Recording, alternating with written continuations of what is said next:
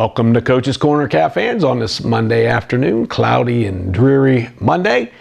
And so we will review the Parkway game, preview the Delphos St. John game, and then I got a couple of senior spotlights and a support staff, and then a shout out to our scout teams, and I'll talk about those guys a little bit later. So last week had a really good week. Both junior highs won.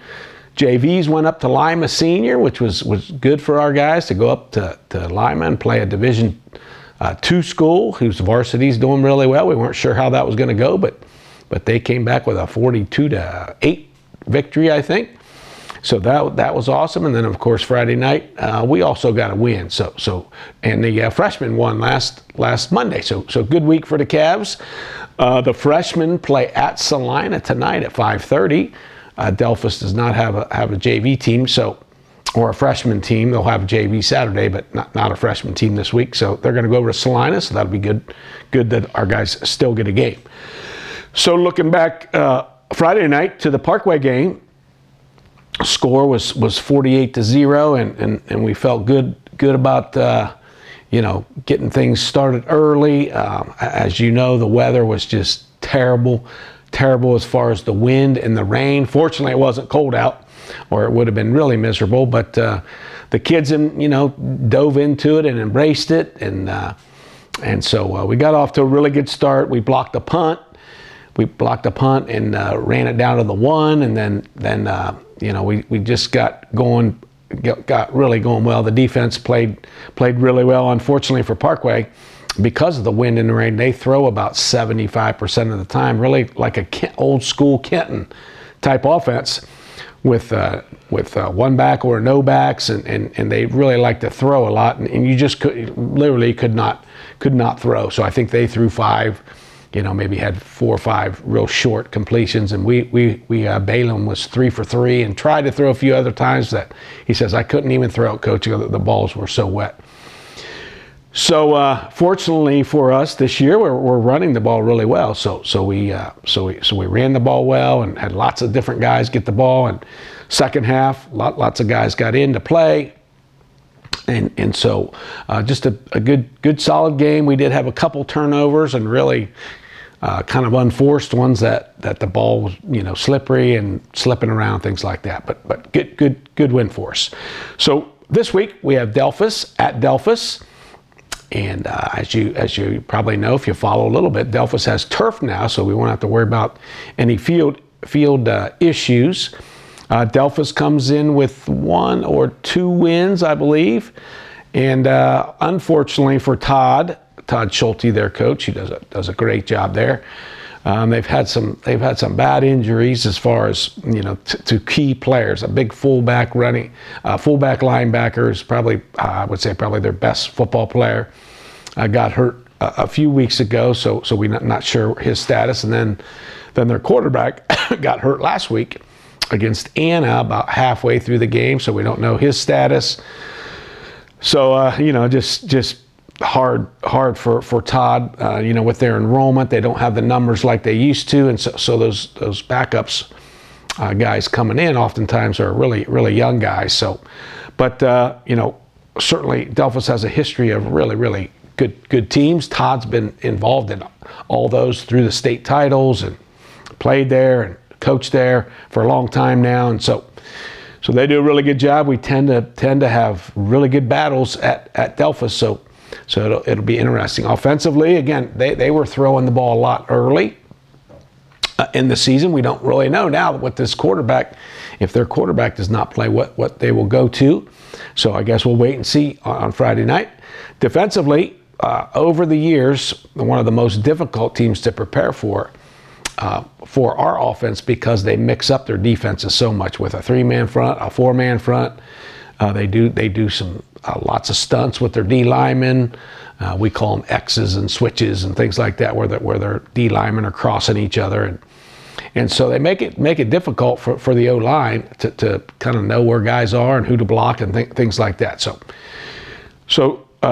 good challenge for us. Takes about an hour to get to Delphos, so we'll go up there Friday night.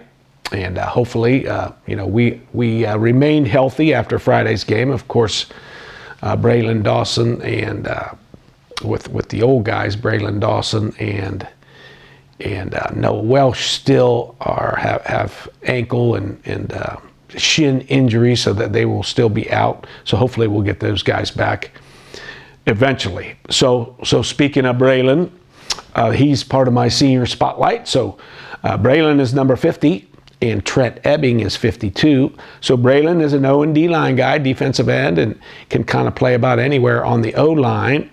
When Noah Welsh went down, he was taking over the nose spot and doing a good job. And then he got hurt. I'm not even going to tell you how he got hurt, because it's kind of a just an unfortunate accident, I guess. So Braylon is a football, baseball guy, senior, great attitude, interesting. Braylon is a diabetic, type 1 diabetic, so we always have to be careful with Braylon, and he knows how to take care of his issue, and he always has his pump on, and Tiff makes sure she's always on top of it. So Braylon has done a good job for us, great attitude, and unfortunately for him, he just started getting in there and playing a lot, and that injury has set him back. But he's hanging in there, and hopefully he'll get back. And then 52, Trent Ebbing is our starting guard, and he's a backup nose. He's been in there a little bit, but mainly these last 2 years, he's been a starting guard. Unfortunately, last year, about halfway through the season, he broke his ankle, so he missed the remainder of the season. And he's come back and played really, really well this year. He's our right guard. He's about 195 to 200 pounds, but just a 100-mile-an-hour guy who has just really improved and had a really good, good season so far. And he's doing well. And Trent, he's just a good old school farm guy who knows how to work hard and is really into it. And so proud of Trent, the way he's improved, and hopefully he will continue that the rest of the season. So spotlight, Braylon Dawson and Trent Ebbing. Support staff, I'm going to go with Mitch Voskel and his crew, and Roger and Dale Kanapke, who those guys have. The custodial crew have been around for a long time together, and they just do an awesome job. So just today, after all this rain, and Dale's out there mowing and getting the fields lined for practice, and anything that we need, I can call Mitch or text Mitch, and he'll respond immediately, and they really just take care of so much stuff that at a lot of places you might have to take care of yourself. So I want to thank Mitch and Roger and Dale and his whole staff, and mainly those three who help us with football, keeping the locker room and the stadium and all that kind of stuff. And so much appreciated by those guys. Shout out team-wise this week. And last week I did all the other sports teams, but this week I want to just mention our scout team. And so scout team means, for those of you who don't know, those are the guys, the younger guys typically, and sometimes older guys, depending on if they're just a one-way guy, they might help on scout team. But the scout team are players that pretend like they're the other team throughout the week. And so I run the scout team offense for our defense. So I like doing that because it gives me an opportunity to be with those younger guys and really watch them against our good players. So I try to convince them that, playing against these best guys all the time, you're gonna get better. And so when we do the scout team, after we watch the other team, we have their heights and weights, and this is their best running back and whatever.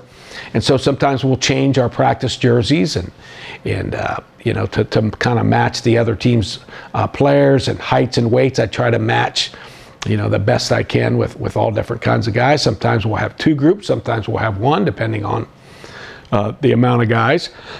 And then Coach Bruns, he runs the scout defense. So when our old guys are on offensive practice, Mark runs the other team's defense. So it's kind of fun. So just a few guys that I've been really impressed with this year, just to mention those guys, because they don't get a lot of love. Eddie Obringer is an O-line, D-line guy who's really getting a lot better. And so he's always going up against Will and Tyler Jones, and it's like, okay, that's how you get better. Trent Westgertis is a linebacker, running back for us. And so scout team wise, he plays running back and linebacker. And it's really hard to be a scout team running back because, you get the ball and lots of times you get, we're not smashing them and taking them to the ground, but they're still getting hit quite a bit. So Trent's doing a really good job. Carter Freed is another running back safety.